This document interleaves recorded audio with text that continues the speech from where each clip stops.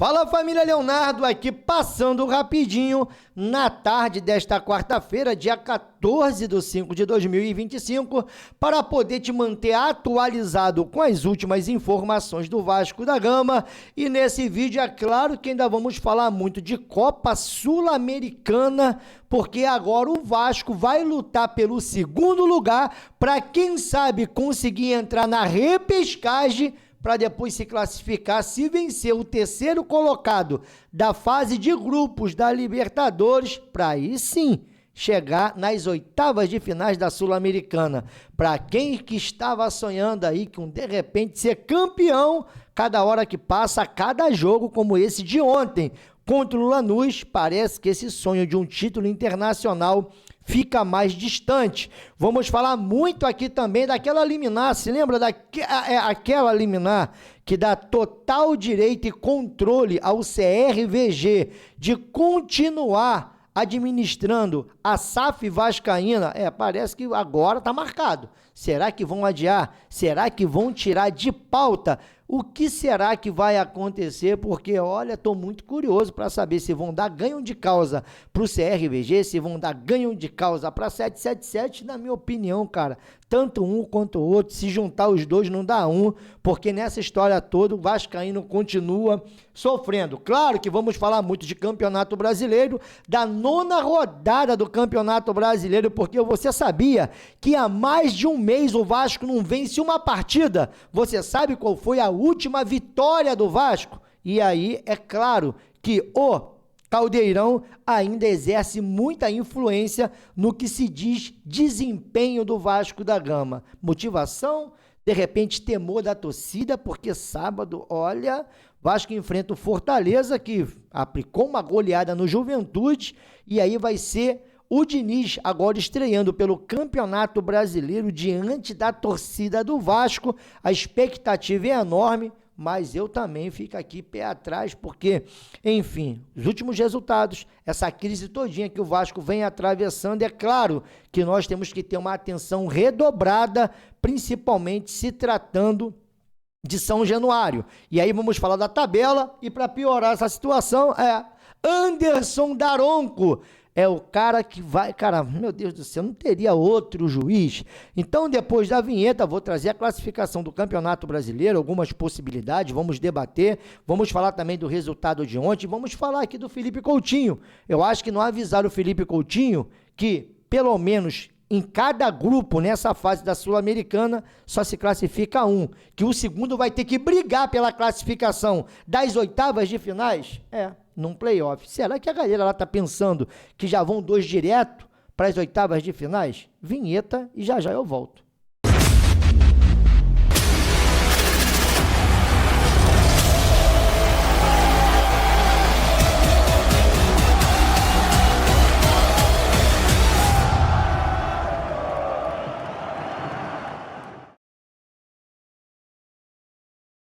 Voltamos aqui, Leonardo, canal da torcida Vascaínos, desde já agradecendo aos mais de 106 mil inscritos aqui no canal. Muito obrigado pelo seu like, ele continua sendo muito importante, mesmo nesse momento difícil, para esse vídeo chegar até mais vascaínos. Muito obrigado pelos seus comentários e muito obrigado também para você que chegou aqui agora pela sua inscrição. Não vou demorar muito aqui, já já nós vamos voltar aqui às 19 horas para continuar falando de Vasco. Então deixa o seu like, deixa o seu comentário e aí deixa a sua inscrição. E eu quero começar a falar exatamente aqui desta liminar que está para ser julgada. Julgamento do recurso da 777 Carioca tem data e hora marcada. Para você que de repente, por que ele mudou a entonação de voz quando foi falar da 777? É porque na época que a 777 ela apareceu no cenário aqui do Vasco, a gente, né, tinha a compreensão que já existia muitos sete, se é que você me entende o trocadilho, dentro do Vasco. E aí a gente vinha pra cá e mandava aquele memes, 777, porque é muito 7 no Vasco. Mas parece que o desembargador César Cury, da 20ª Câmara do Direito Privado, agendou para o dia... Será que agora vai, gente? agendou para o dia 28 de maio, às 13 horas, o julgamento do recurso da Seven Carioca contra a liminar que restabeleceu a administração da Vasco SAF ao CRVG. Essa informação vem lá do podcast Cruz Maltina, é claro, estamos repercutindo aqui. E olha, esse julgamento já foi reagendado ou já foi tirado de pauta umas 3 vezes.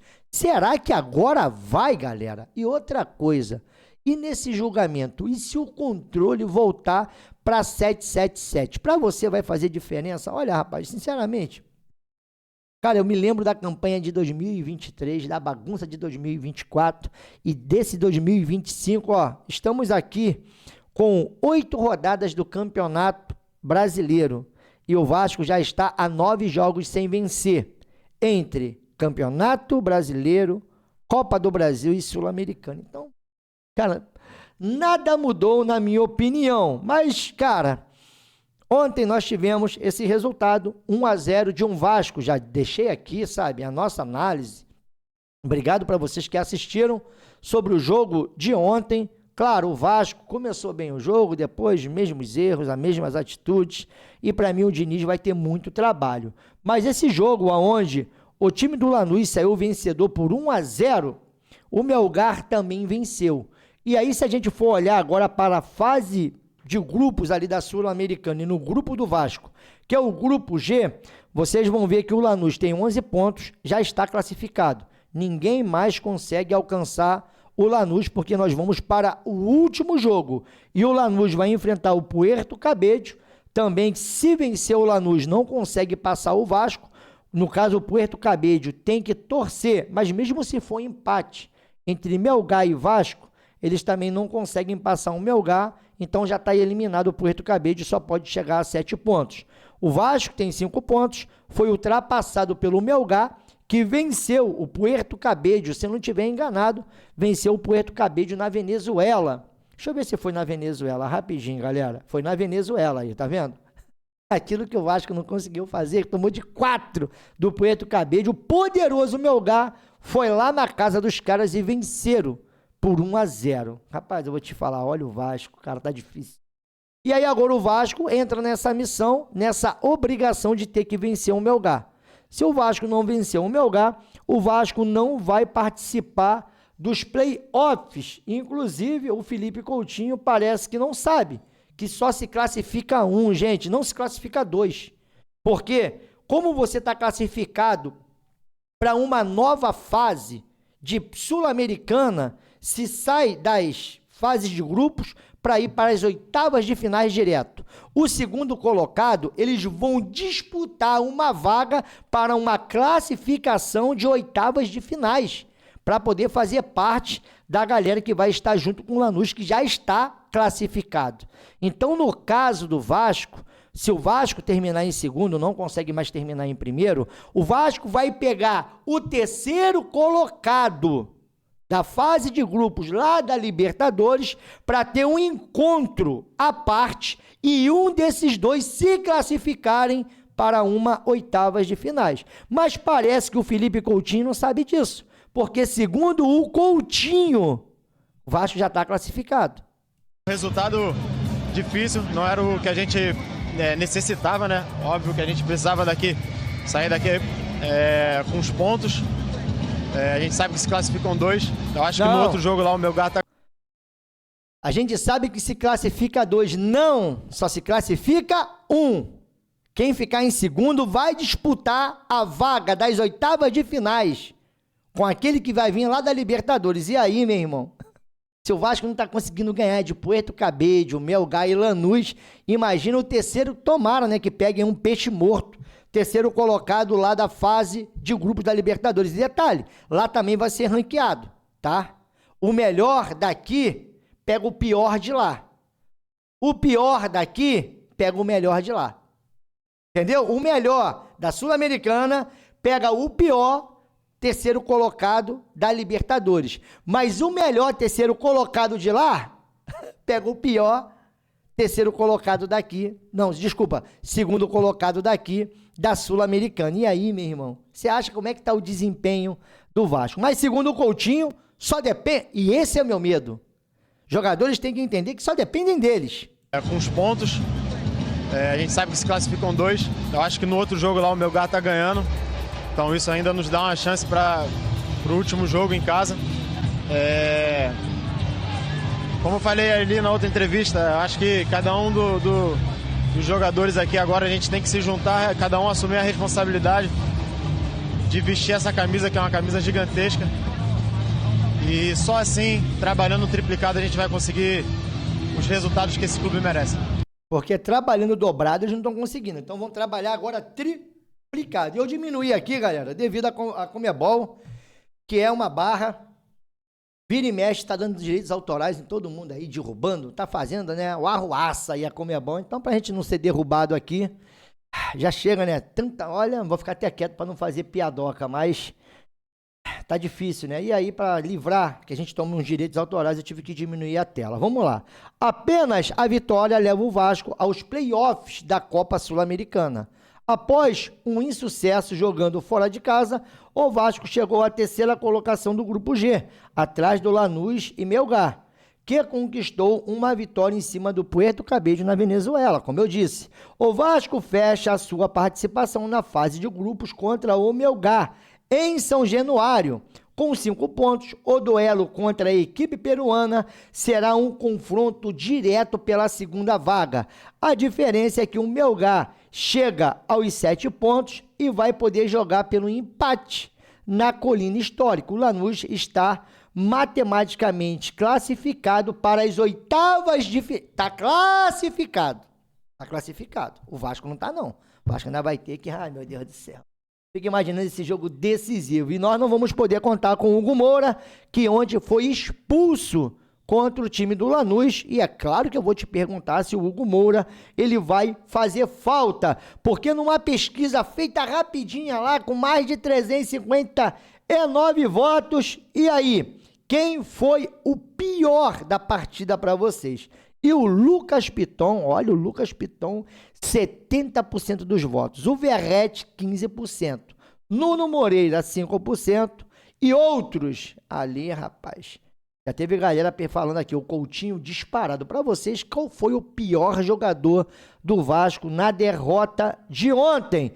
E para a gente poder seguir, Vasco completa um mês sem vencer após derrota para o Lanús. O Vasco completou 9 jogos sem vitória e a marca negativa de um mês entre derrotas e empates. Foram 8 partidas longe de São Januário e uma na colina... Bom, vamos lá. Foram 8 partidas longe de São Januário e uma na colina histórica, com 3 empates e 6 derrotas. Na verdade, cara, eu nem sei se essa uma foi em São Januário. Tem até que ver essa informação aqui direito, porque eu acho que o mando de campo do Vasco, aí um foi contra o time do Flamengo, né, que o Vasco jogou no Maracanã, e o outro o Vasco vendeu o mando de campo para a concessionária de Brasília, e teve o jogo lá entre o Palmeiras, que o Vasco também perdeu, o Vasco com mando de campo, mas a verdade é que o Vasco está a 8, na verdade 9 jogos sem vencer.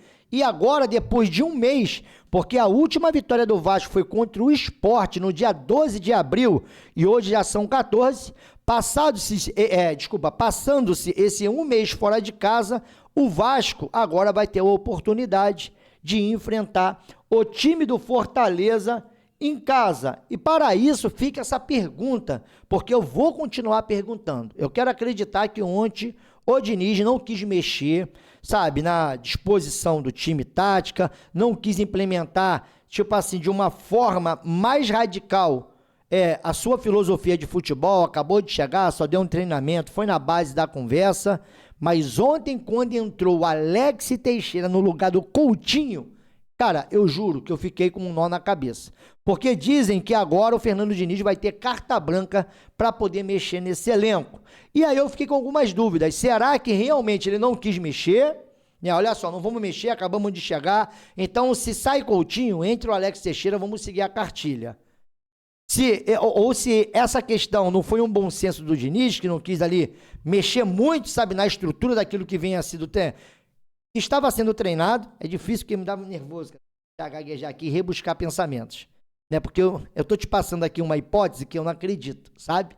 Mas vamos lá. Imposição do alto escalão do Vasco, porque o Teixeira tem que entrar. Ele entrou com o Carille, ele entrou com o Felipe, e agora no primeiro jogo entrou também com o Diniz. E eu já tô curioso pro jogo contra o Fortaleza. Se é uma falta de opção no setor, não tem outro para colocar. Vai botar o Zuccarello no jogo desse? Não, não tá preparado. E aí? Ou se existe algum outro motivo que de repente eu não pensei aqui e eu queria saber da sua opinião. O fato é que os treinadores que passaram pelo Vasco veem algo em Alex Teixeira. Ou a chamada autonomia para escolher os 11 iniciais não passa apenas pela comissão técnica. Cara, é uma ou outra coisa, né? Enfim, vamos seguir, porque, olha só, você acha que tá ruim? Não. O próximo jogo do Vasco vai marcar um encontro aí da estreia agora do Diniz nos seus domínios, diante da torcida do Vasco. E para esse jogo, nós vamos ter que contar com ele. Anderson Daronco é o cara que, meu Deus do céu. Rapaz, como se a nossa vida já tivesse fácil, né? Mas aí, de repente, os caras pensaram, vamos dificultar mais um pouquinho. Anderson Daronco vai estar soprando o apito. E essa aqui é a tabela. Ou seja, sabe quem está ali? O primeiro fora da zona de rebaixamento? O São Paulo tem 9 pontos. O Grêmio tem 9 pontos. O Vitória tem 9 pontos e o Internacional tem 9 pontos. Quem o Vasco pode alcançar? Mirassol, 10 pontos. E olha quem está com 10 pontos e é um confronto direto. Mas é mais um jogo. Rapaz, começou o campeonato, a gente já com essa narrativa, né? Jogo de 6 pontos. O Vasco vai enfrentar o Fortaleza. Se ganhar do Fortaleza, cola no Fortaleza, fica ali em 10º e pelo menos dá uma respirada. Agora, meu irmão... Negócio de bater na mesa. Com esses caguetes, sabe? De superstições que não existem.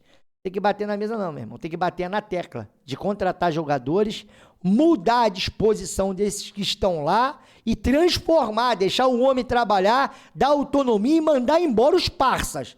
Aí eu acredito numa mudança, que esse negócio de ficar batucando mesa, isso aqui também não quer dizer nada. E para poder finalizar, não tem como acreditar nisso, né, galera? Para poder finalizar, essa daqui é a 9ª rodada do Campeonato Brasileiro. Ceará e Sport, Vasco e Fortaleza, tudo no sábado. São Paulo e Grêmio, e é um joguinho, olha lá, ó o Grêmio, 9 pontos. Olha o São Paulo, é um jogo para se observar. Se empatar e o Vasco ganhar, vai ficar todo mundo no mesmo bolo. Corinthians e Santos, opa, deixa eu voltar aqui. Porque o Corinthians também tem 10 pontos. E o Santos, o Santos tem 5, mas eu não vou nem rir, cara. Só falta o Santos passar o Vasco. Vamos lá, Juventude e Fluminense. Fluminense tá bem na fita, né? Tá lá em cima na tabela. Tá com 13. Mas o Juventude é outro aqui para se observar. 7 pontos igual o Vasco. Bahia e Vitória. Rapaz, será que o Bahia vai afundar ainda mais o Vitória? Porque o Bahia também tem 12 pontos, aí não corre risco, tá tranquilão, né? Mas o Vitória também, rapaz, apesar que o Vitória deu um salto, né? Cadê o Vitória? Não, tá com 9 pontos. Se empatar, vai a 10 e aí tá na briga igual o Vasco. Vamos lá, Bragantino e Palmeiras, esquece, e também Império do Mal, né? Que eu costumo dizer aqui, que é o Flamengo versus o Botafogo. Internacional e Mirassol, vamos ver, o Mirassol 10 pontos, Internacional tem 9. Outro jogo pra gente ver, rapaz, vamos ter que olhar o campeonato todo, que beleza, hein, Vasco? É isso que o Vasco faz com o torcedor. E Cruzeiro e Atlético Mineiro, e o Atlético Mineiro também já deu um salto, tem 12 pontos, o Cruzeiro, os times lá de Minas estão tranquilos. Nossa preocupação primeiro é fazer o dever de casa, é o Vasco vencer sua partida, jogar bem, aí depois, né, se caso aparecer o Daronco no cenário, se caso aparecer algo extracampo, como Alex Teixeira, de repente, mas, meu Deus do céu, enfim, aí é outra história. Agora, essa questão da Sul-Americana O Vasco vai ter que resolver isso dentro de São Januário. E detalhe, acabou o jogo do Fortaleza, quer ver? Ó, só um minuto, galera. Acabou o jogo do Fortaleza, vamos ver aqui a tabelinha do Vasco. Vasco da Gama. Acho que é o Operário. O Vasco perdeu para o Lanús por 1-0. Obrigado, já sei. Tá aqui ela falando que o Vasco perdeu. Vou falar uma novidade. Aí o Vasco pega o Operário, jogo decisivo. Também vou diminuir aqui a tela rapidinho. Aproveitar esse tempinho que a gente ainda tem. Aqui. O Vasco vai pegar o Operário depois do Fortaleza. Fortaleza sábado. Operário terça-feira às 19 horas. E depois o Vasco enfrenta o Fluminense no Maracanã no sábado de novo, às 18h30. E aí na terça-feira, às 19 horas, Vasco e Melgar. Então aqui, ó, 2 jogos decisivos dentro de São Januário. Sem contar esse jogo contra o Fortaleza. Aí o Vasco pega o Red Bull Bragantino. Então o Vasco vai ter 1, 2, 3, 4, 5 jogos no Rio de Janeiro. 1 jogo fora e 4 jogos dentro de São Januário. E aí eu queria saber da sua opinião. Porque, né, galera? Poxa, tá na hora de virar essa chave. O Vasco tem que vencer o Fortaleza, não tem jeito. E tem que vencer também o Fluminense para poder descontar essas que o Vasco perdeu fora de casa. Mas será que o Diniz vai conseguir dar ritmo a esse elenco? Vai conseguir fazer esse elenco aí jogar bola? Porque até agora a expectativa é muito baixa. Mas ganhou 1, 2, se classificou, anima a galera e de repente retoma a confiança esse elenco aí que só vive, né, com problemas psicológicos. Mas chegou o psicólogo. Vamos ver. Deixa a sua opinião. Tô metendo o meu pé. Mais tarde eu volto aqui com mais um giro de notícias. Valeu? Beijo no coração e eu fui que fui.